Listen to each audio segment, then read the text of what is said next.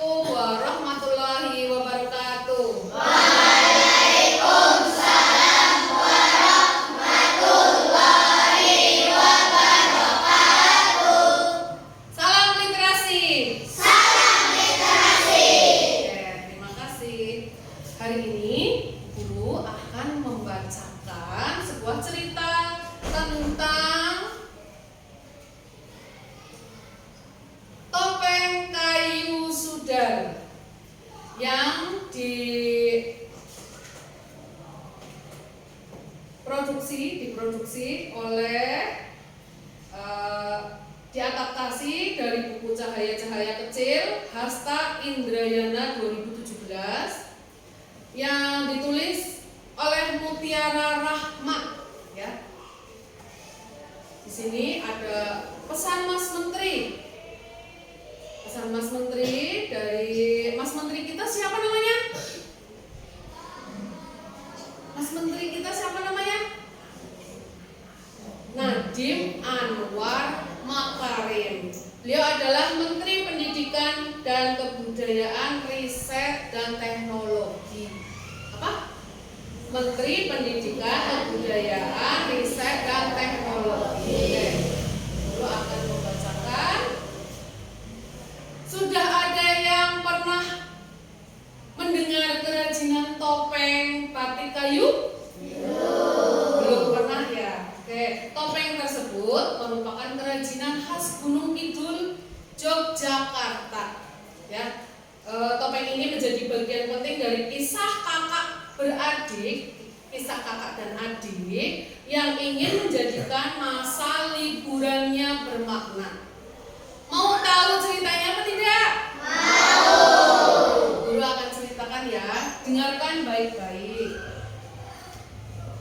Bu, bagaimana kalau liburan ini kita mengajak Sudar dan Yani pergi berlibur? Kata ayah. Boleh saja, apalagi tahun ini kita ada rezeki. Mereka juga sudah menjadi anak yang membanggakan. Hitung-hitung ini adalah hadiah. Kira-kira di mana ya Bu tempat yang cocok? Menurut Bapak sih kota Yogyakarta. Sudah lama juga kita tidak pergi ke sana. Kalau Gunung Kidul bagaimana Pak? Di sana kan banyak pantai. Sudar dan Yani pasti senang bisa berlibur ke pantai. Namun baiknya kita tanya mereka juga Pak. Siapa tahu mereka punya ide lain. Allahu Akbar, Allahu Akbar. Sudar, Yani, ayo masuk. Sudah maghrib, waktunya sholat, kata ibu. Di meja makan mereka lalu bertanya-tanya, menanyakan, Sudar, Yani, bagaimana kalau kali ini kita pergi berlibur? Asik, belum pernah kita berlibur bersama sekeluarga. Mau berlibur kemana Pak? Wah, mau Pak, kata Yani. Kalau Bapak sih ingin ke kota Yogyakarta. Menurut Ibu, sepertinya Gunung Kidul lebih menarik. Masih asri dan banyak pantai juga. Jangan ke Gunung Kidul Bu, lebih baik ke kota Yogyakarta saja. Yani belum pernah. Mereka langsung berargumen sendiri-sendiri. Gunung Kidul, Jogja, Gunung Kidul.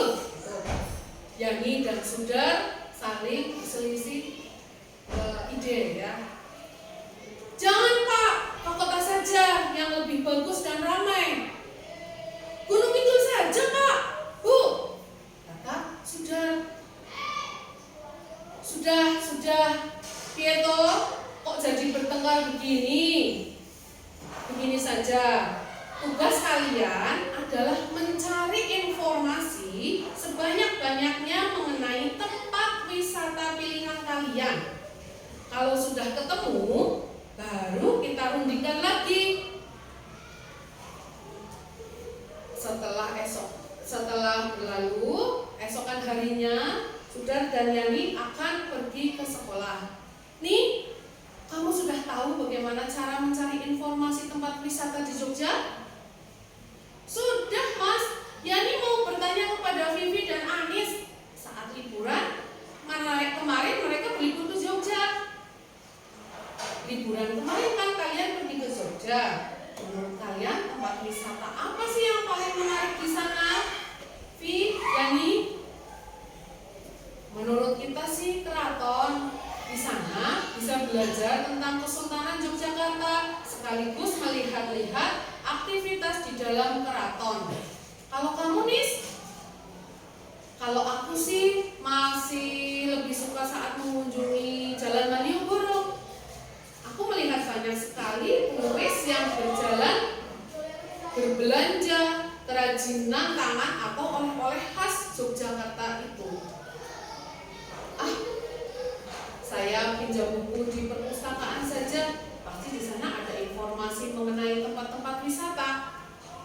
Setelah itu, Yani, Vivi, dan temannya berjalan keluar dari kelas. Malam pun tiba, Ibu, Vivi, dan Sudar sedang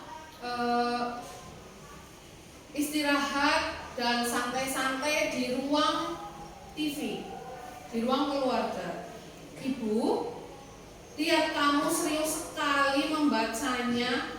Sudah ketemu belum informasi yang dicari? Sudar menjawab, belum, Bu. Semua bagus dan menarik untuk dikunjungi. Sudah jadi bingung. Kalau Yani, sepertinya Yani nyerah deh. Setelah tanya Vivi dan Anis, tadi malah tidak ada gambaran tempat berlibur. Mas saja ya yang tentukan mana tempatnya, asal menarik. Yani setuju kok. Nah, setelah itu mereka lalu bergegas pergi tidur.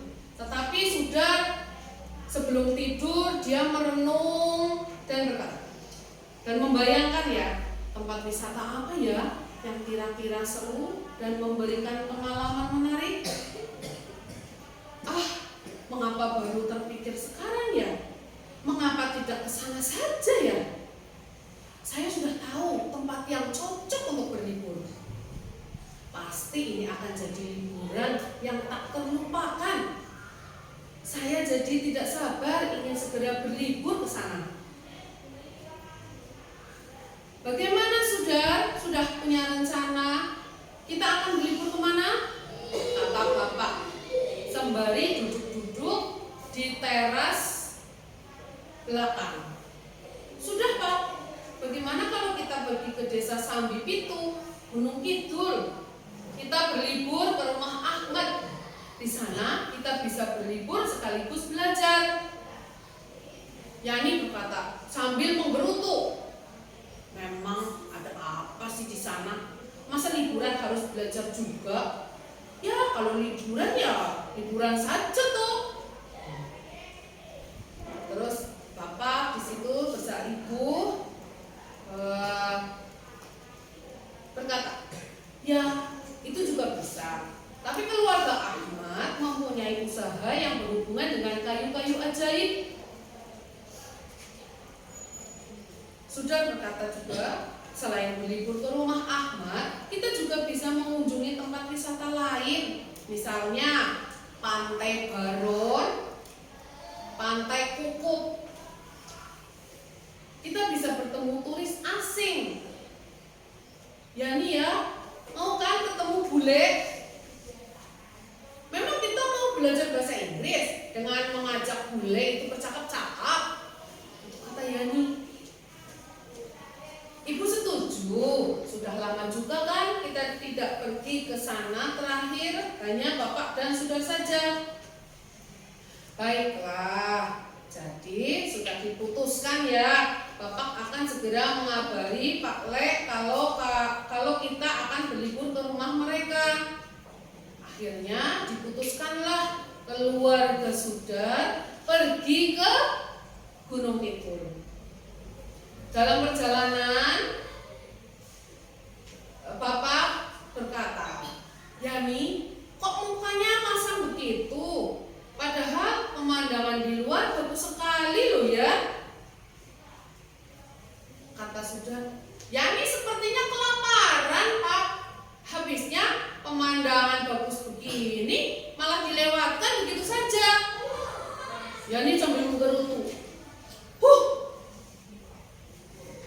Terus ibu berkata, tenang saja ya, nanti di sana Yani tidak akan bosan deh. Yani lupa ya, kan Kak Ahmad punya adik seumuran Yani juga. Masih ingat dengan Siti kan? Bapak berkata juga, betul itu. Dijamin Yani pasti betah dan tidak mau pulang. Begitu liburan berakhir. Setelah itu Bapak sambil beristirahat dan keluarga lainnya, lihat, itu namanya Sungai Oyak. Itu namanya Sungai Oyak. Airnya jernih sekali. Nanti Sudar dan Yani juga bisa berenang di sana. Ketika melanjutkan perjalanannya, wah, bagusnya, jenis kerajinannya juga beragam. Ini semua warga desa yang membuatnya, Pak, kata Yani. Sembari di dalam perjalanan, dia melihat kanan dan kirinya ada sebuah toko yang berisikan kerajinan yang dibuat oleh warga sekitar. Iya yang hampir 80% warga desa Sambi itu adalah perajin kayu. Kerajinan yang paling terkenal adalah topeng kayu. Biasanya desa Sambi itu akan ramai dikunjungi wisatawan jika musim liburan tiba.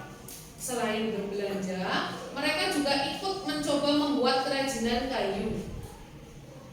Jadi banyak sekali ya kerajinan sekali-kali. Ya. Purwa Ukir, di situ ada toko-toko cenderamata dari kayu ya. Jadi cenderamata-nya dari kayu semua. Setelah keluarga Yani sampai di rumah siapa tadi? Ahmad ya. Terus mereka bertemu, bersalam-salaman, bersaparia dengan keluarga Ahmad. Assalamualaikum Mas, apa kabar? Terima kasih, kami diizinkan berlibur di rumah Mas Danu. Alhamdulillah, kami sehat. Tentu saja kami senang, apalagi Ahmad dan Siti. Mereka sudah tidak sabar bertemu dengan Sudar dan Yani. Mari masuk, kita lanjutkan mengobrol di dalam saja. Keluarga mereka diarahkan masuk ke dalam rumah. Terus Sudar, Yani, Siti, dan Ahmad mereka bersaparia. Itu kayu untuk apa Mas Ahmad? Kok banyak sekali? Itu yang saya maksud dengan kayu ajaib kemarin yang itu namanya kayu sengon. Kayu itu menjadi bahan baku kerajinan yang dibuat oleh sekelompok perajin di sini. Terus ibunya Kak Ahmad, Siti, ayo Mas Sudar dan Yani diajak istirahat dulu. Nanti selepas makan siang baru disambung lagi ngobrolnya. Terima kasih ya Mbak. Ayo Sudar, Yani, bawa barang-barang kalian. Ahmad, nanti saya diajak berkeliling desa ya. Waktu terakhir ke sini saya tidak sempat berkeliling. Tentu sehabis makan siang kita bersepeda keliling desa ini ya.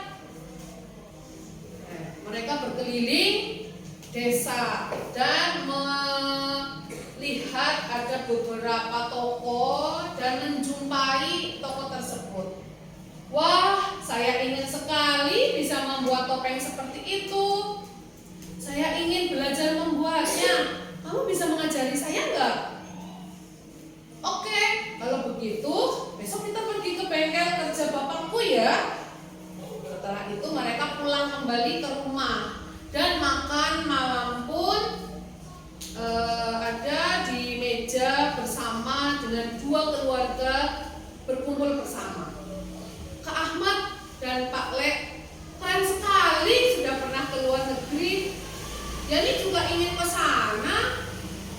Kami ke sana dalam rangka memperkenalkan topeng batik kayu khas desa Sambipitu.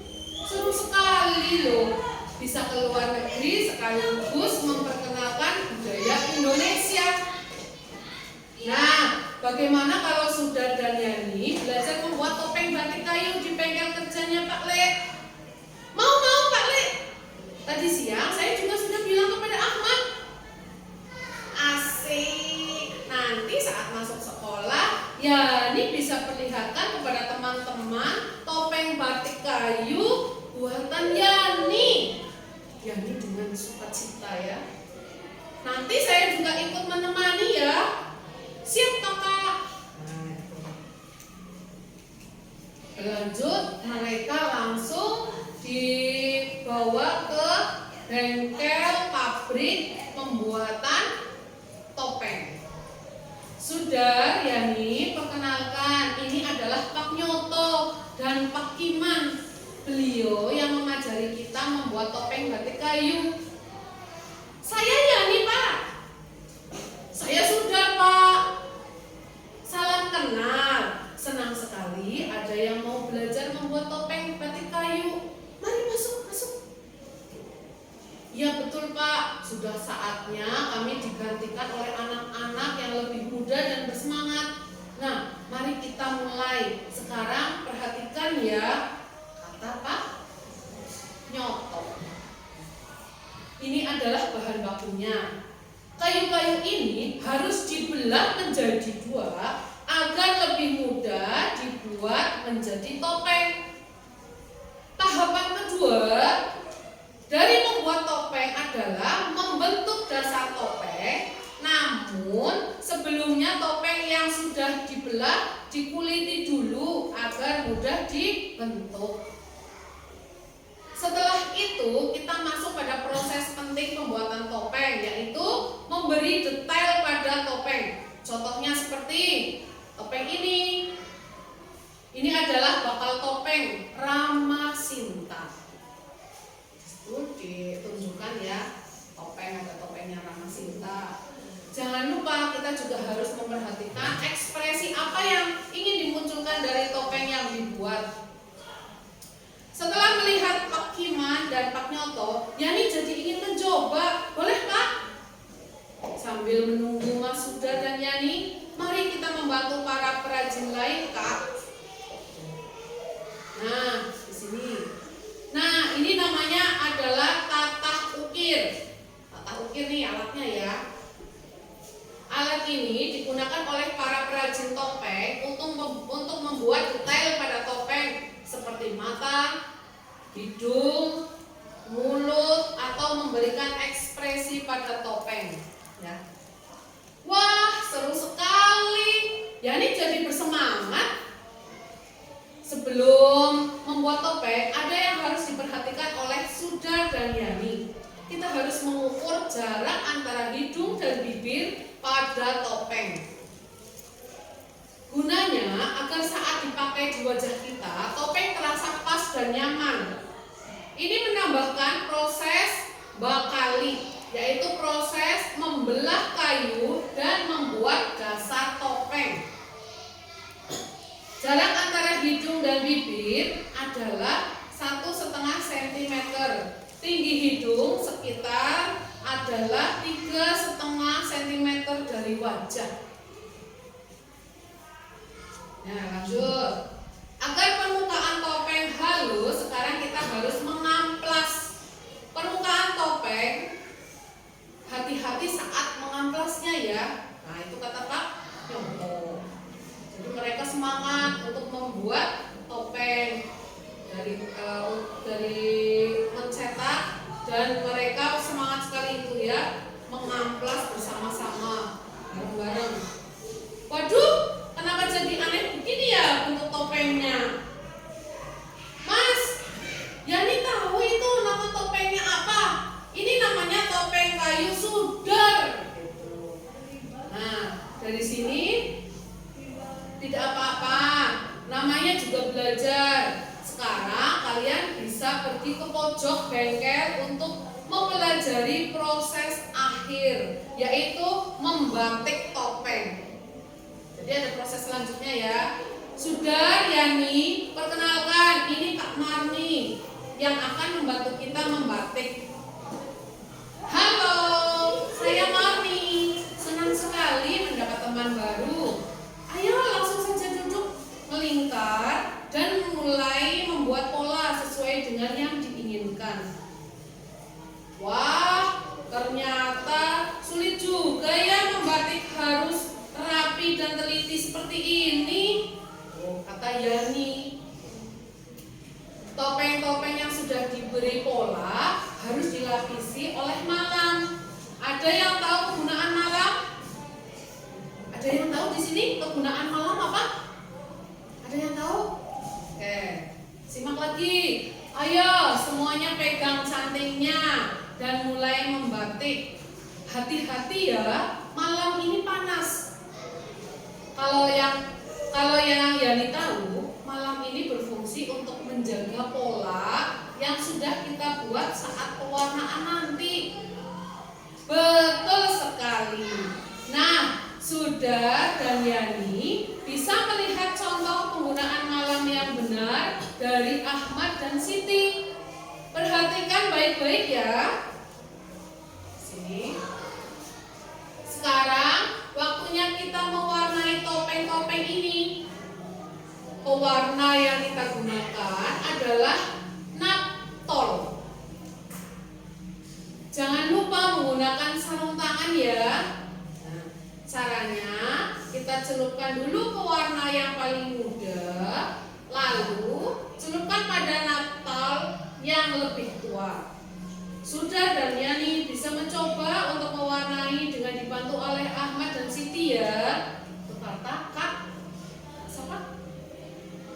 Iya. Siapa? Iya. Wah, ini belum terlalu terlihat ya motif batiknya dari topengnya. Belum Dar, nanti setelah dicuci dan diangin-anginkan baru bisa terlihat. Sekarang kita melakukan melorot. Melorot adalah melepaskan cairan lilin yang menempel pada topeng dengan menggunakan soda abu dan air. Perhatikan ya. Perhatikan, dimasak ternyata ya. Nah, Sudar dan Yani bisa memasukkan topengnya ke dalam wajan ini. Ingat, kita harus hati-hati karena ini panas. Jadi topengnya itu dimasukkan ke dalam wajan dan direbus ya. Wah, topengnya sudah jadi. Bagus sekali hasilnya. Ini harus dilapisi lagi ya agar warnanya tidak luntur. Betul, kita tinggal tunggu warnanya kering. Lalu lapisi topengnya dengan glitter agar warnanya tidak cepat luntur. Kalian bisa beristirahat. Nanti kalau sudah kering baru bisa diambil. Wah, bagus.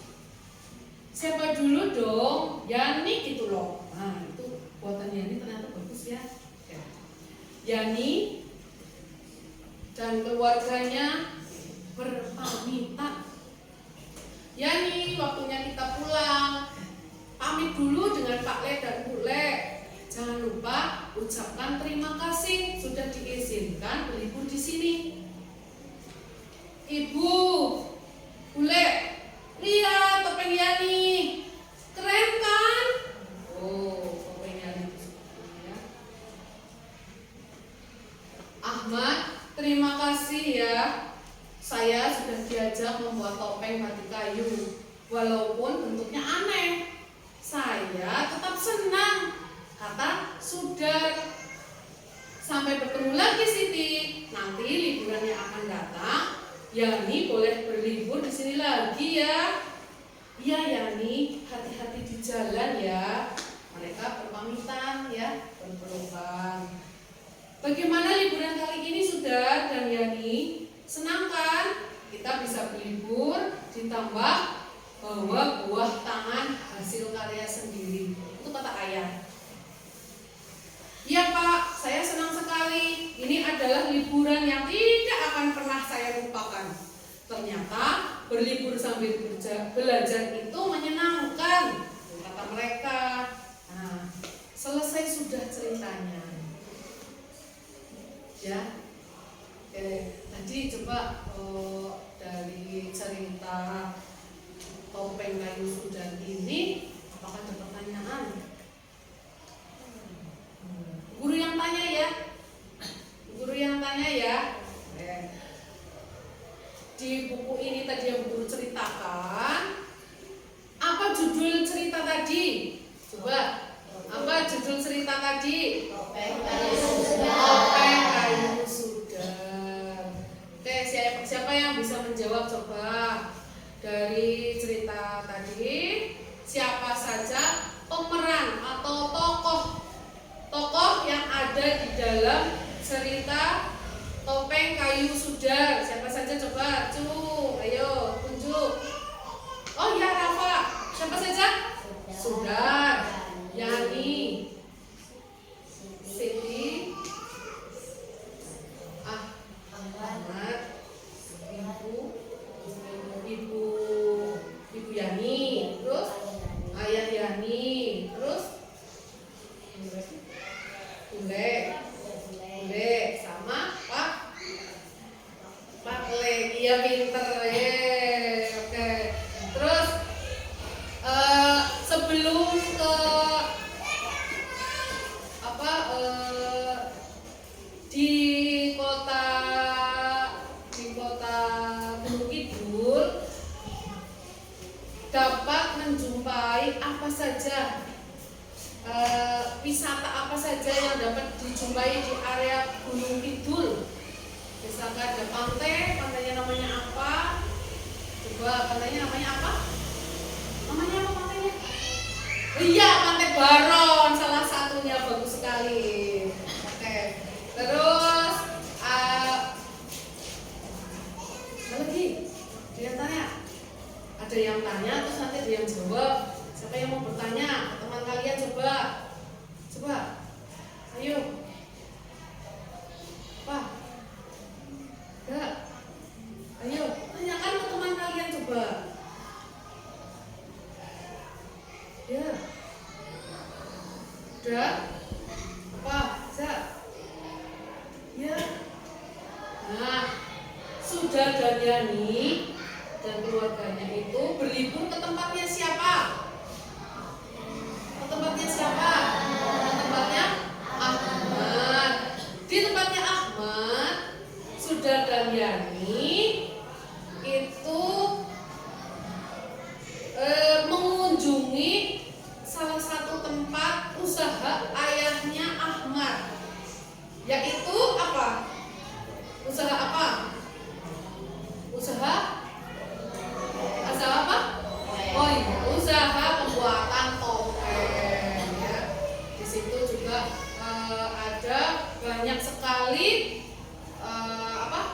tata cara ya, cara pembuatan topeng. Mudah apa susah membuatnya? Susah ya. Dari apa saja coba proses pembuatan topengnya tadi? Yang pertama, sediakan kayu dibelah jadi dua. Terus setelah itu di apa namanya? Dikuliti, betul, dikuliti dulu. Setelah dikuliti diapakan lagi? Diukir ya, diukir. Antara hidung dan mulut harus pas seimbang, sekitar ada 1,5 cm ya kan tadi kan? Oke. Terus setelah diukir diapakan?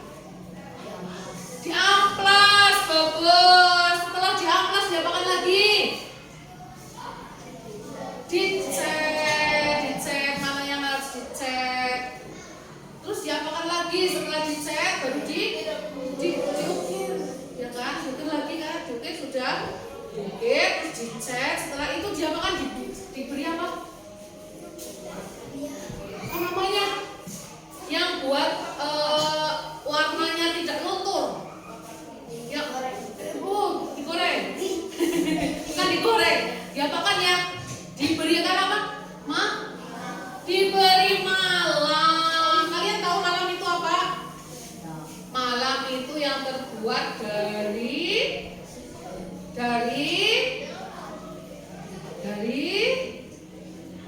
rumah lebah. Ya, prosesnya itu dari rumah lebah. Malam itu untuk mengikat warna agar tidak luntur. Ya, jadi kalau udah diwarna langsung di malam dulu. Setelah di malam nanti dilepaskan, terus nanti bisa diwarnain lagi. Setelah itu nanti bolak-balik gitu ya. Malam itu bahan yang untuk membatik. Biasanya batik kain juga itu menggunakan malam. Sudah pernah lihat batik kain, membatik kain ya menggunakan malam kan? Ya. Pakai apa itu yang ditiup-tiup? Ditiup-tiup itu dicodek terus langsung ditiup, baru dipasang di kainnya. Namanya apa itu? Alatnya canting ya. Itu ada alat tersendiri. Ini beda lagi dengan batik kayu ya. Nah, demikian cerita hari ini dari cerita topeng kayu sudan. Jadi sudah tahu ya apa cerita dari topeng kayu sudan. Berarti apa ada yang mau menceritakan? Ada yang mau menceritakan cerita topeng kayu sudan secara rinci, secara ringkas? Mbak Ega, Mas Ega, oke, Mas Ega yuk. Mas Ega yuk. Ceritanya bagaimana coba? Ceritanya berawal dari percakapan tentang di mana tempat wisata liburan. Yang keras coba. Liburan. Berdiri ya. Berdiri coba sini. Ya berdiri aja. Nah, oke, sip. Ya, yang keras coba Mas Ega. Ceritanya Berawal dari percakapan untuk berlibur ke tempat wisata antara kota Jogja dengan Gunung Kidul. Di situ sebenarnya baru bisa dijelaskan di mana tempat wisatanya, yaitu di tempat sekitar di rumah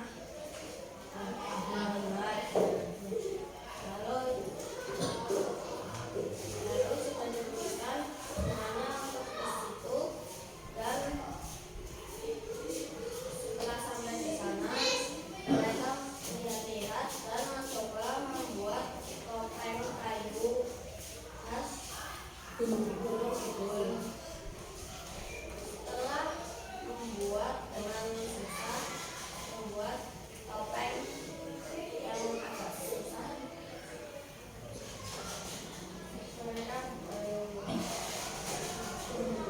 pulang. bermain-main dengan senang, Mereka membawa apa? membawa hasil karya topeng. Yang mereka buat ya. Iya, tepuk tangannya Pak.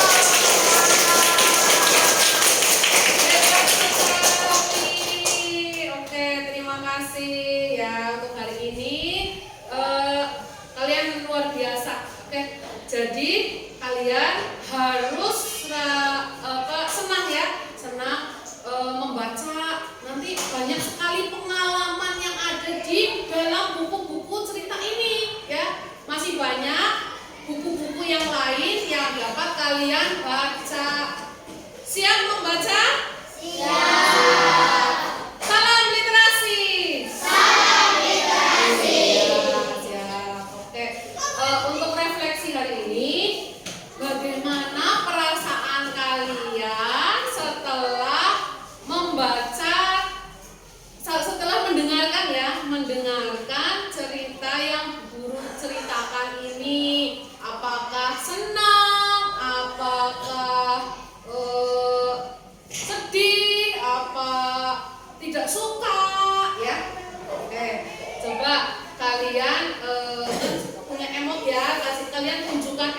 senyum atau sedih gitu ya.